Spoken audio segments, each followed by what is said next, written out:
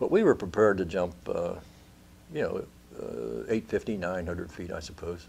It was supposed to have been 850, but when I asked the pilot, he says, if you really want to know the truth, he said, probably around 650, because some of them were dropping down to get out of, the 88s that they were shooting were going off over the planes because they couldn't set the proximity fuses that low.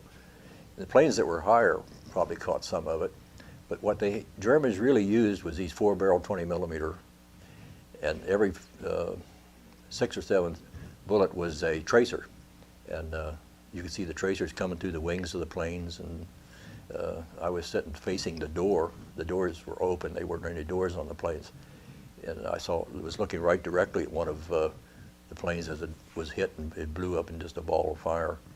And I think it was probably maybe 4 minutes by the time we entered France, went over the coastline. It couldn't have been over 4 or 5 minutes, and the red light came on, and we stood up, and the green light came on, and that's when we were fighting to get out of there with the plane. Normally, you just move down the aisle and jump, but the plane bouncing around and the anti-aircraft fire tossing it around, it was a struggle. You really had to hold onto that steel cable to stand up. And we were supposed, usually in training, you jump as fast as you can, almost on top of each other. And that's another reason we were spread out so bad, because it took maybe a few seconds to get to that door and get out of it. And he might have had a mile, but half a mile between men, whereas normally you'd come down within sight of each other, you know.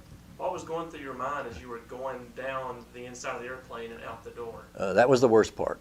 That was really that anticipation, and it's probably the most scared I've ever been in my life. I think they'll all agree to that. Hate to, you know, big brave paratrooper, you hate to say you were scared, but we were scared.